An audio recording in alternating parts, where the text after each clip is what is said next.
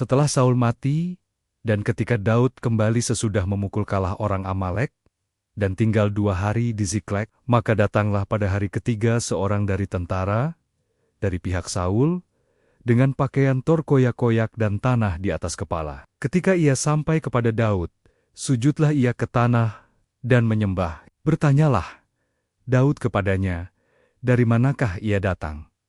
Dan ia menjawab bahwa ia lolos dari tentara Israel. Daud menanyakan apa yang terjadi, dan orang itu menceritakan bahwa rakyat telah melarikan diri dari pertempuran. Banyak yang gugur dan mati, termasuk Saul dan Yonatan. Daud bertanya bagaimana ia mengetahui hal itu.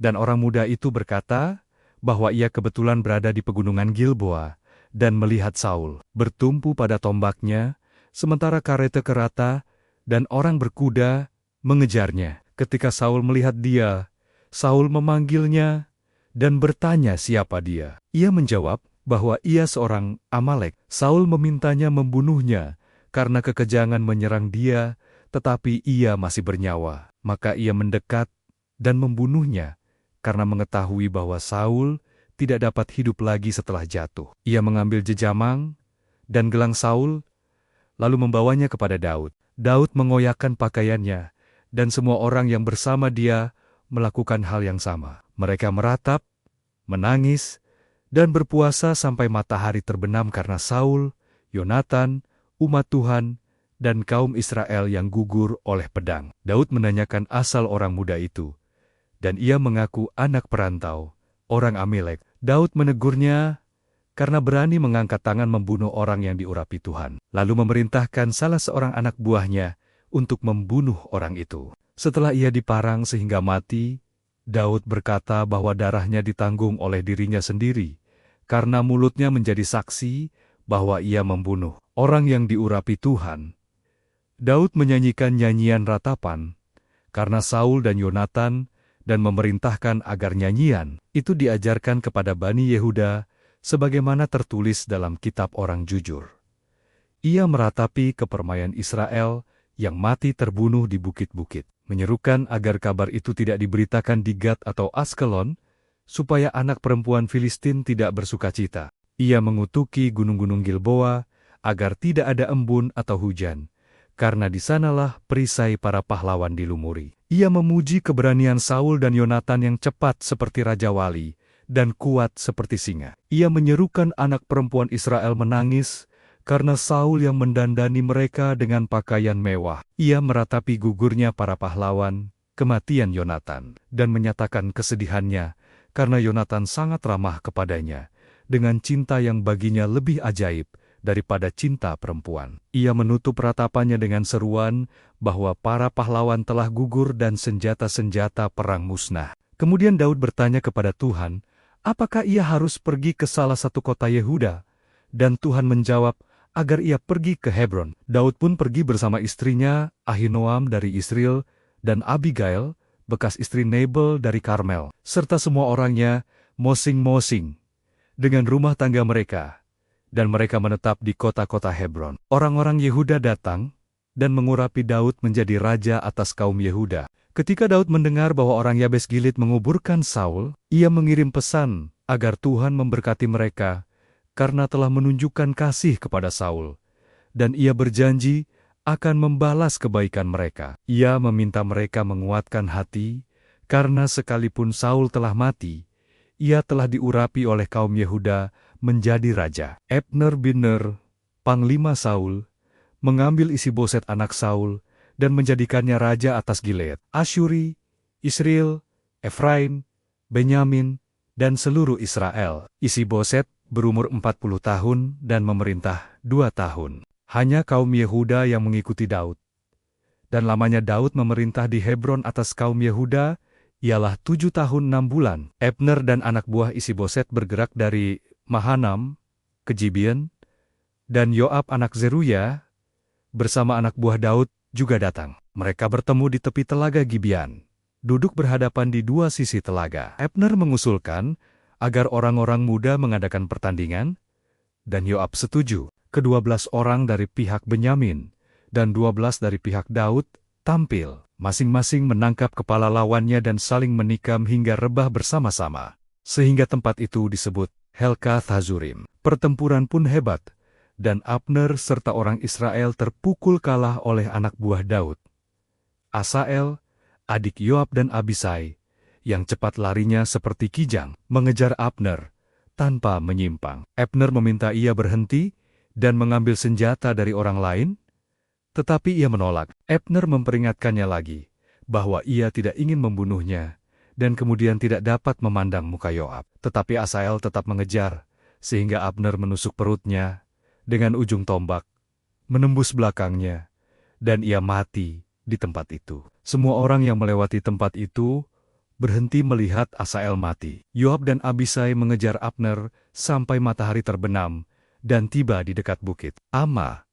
Orang Benyamin berkumpul di belakang Abner dan bersiap di puncak bukit. Abner berseru kepada Yoab agar pedang tidak makan terus-menerus dan meminta agar rakyat berhenti mengejar saudara-saudaranya. Yoab menjawab bahwa seandainya Abner berbicara lebih awal, rakyat pasti telah berhenti sejak pagi. Yoab meniup sangkakala dan seluruh rakyat berhenti mengejar dan tidak lagi berperang. Abner berjalan semelama-liman melalui Araba Yordan, menyeberangi Yordan, dan sampai ke Mahanom. Yoab berhenti mengejar. Dan ketika mengumpulkan rakyatnya, ternyata 19 orang Daud hilang termasuk Asael. Namun mereka menewaskan 360 orang Benyamin dari pihak Abner. Mereka mengangkat mayat Asael dan menguburkannya di kubur ayahnya di Betlehem.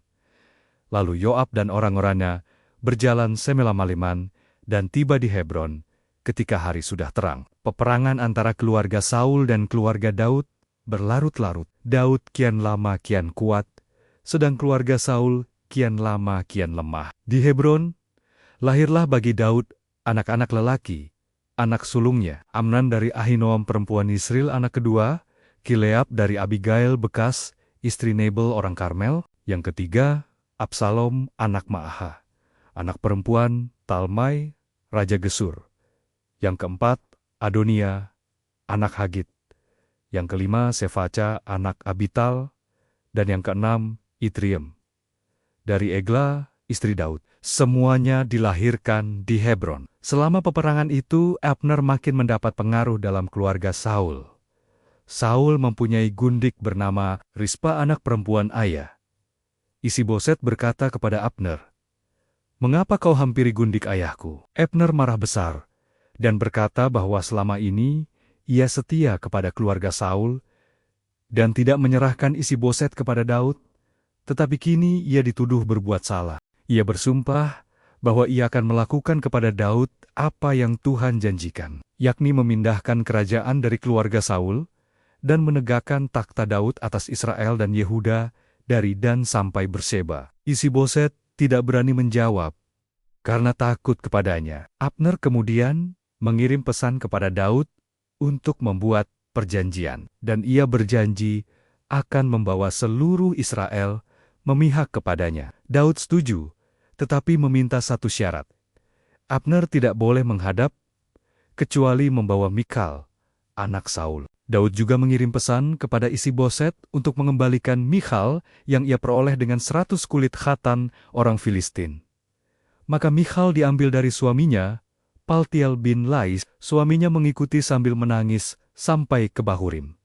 Tetapi Abner menyuruhnya pulang. Abner berbicara dengan tua Israel dan orang Benyamin, bahwa sejak lama mereka menginginkan Daud menjadi raja, sesuai firman Tuhan yang akan menyelamatkan Israel melalui Daud. Abner datang kepada Daud di Hebron dengan 20 orang, dan Daud mengadakan perjamuan bagi mereka. Abner berkata bahwa ia akan mengumpulkan seluruh Israel agar mereka mengadakan perjanjian dengan Daud, sehingga Daud menjadi raja atas semua yang dikehendakinya. Daud pun membiarkan Abner pergi dengan selamat. Ketika Yoab dan anak buah Daud pulang dari penggerebekan dan mendengar bahwa Abner telah pergi dengan selamat, Yoab datang kepada raja dan menegur Daud karena membiarkan Abner pergi. Ia menuduh Abner datang untuk memperdaya dan memoti-moti Daud. Tanpa sepengetahuan Daud, Yoab menyuruh orang memanggil Abner kembali dari Perigi Sira. Ketika Abner kembali ke Hebron, Yoab menemuinya di pintu gerbang Sioluyala ingin berbicara diam-diam, lalu menusuk perutnya hingga mati untuk membalas kematian Asael adiknya. Ketika Daud mendengar hal itu, ia berkata bahwa ia dan kerajaannya tidak bersalah di hadapan Tuhan atas darah Abner, dan ia mengutuk rumah Yoab agar tidak putis-putasnya ada orang yang sakit atau celaka. Yoab dan Abisai membunuh Abner karena Abner membunuh Asael dalam pertempuran di Gibeon. Daud memerintahkan Yoab dan seluruh rakyat merobek pakaian, memakai kain kabung, dan meratap di depan jenazah Abner. Daud sendiri berjalan di belakang usungan. Abner dikuburkan di Hebron, dan Daud menangis keras di kuburnya, serta mengucapkan ratapan bahwa Abner mati seperti orang bebal, padahal tangan dan kakinya tidak terikat. Rakyat makin menangis. Mereka menawarkan makanan kepada Daud pada siang hari, tetapi ia bersumpah tidak akan makan sebelum matahari terbenam. Rakyat melihat hal itu dan menganggap semuanya baik. Seluruh Israel mengetahui bahwa pembunuhan itu bukan rancangan raja. Daud berkata kepada para pegawainya bahwa pada hari itu gugur seorang pemimpin besar di Israel, tetapi ia sendiri masih lemah, meski telah diurapi sebagai raja, sementara anak-anak Zeruya terlalu keras, dan ia menyerahkan pembalasan kepada Tuhan.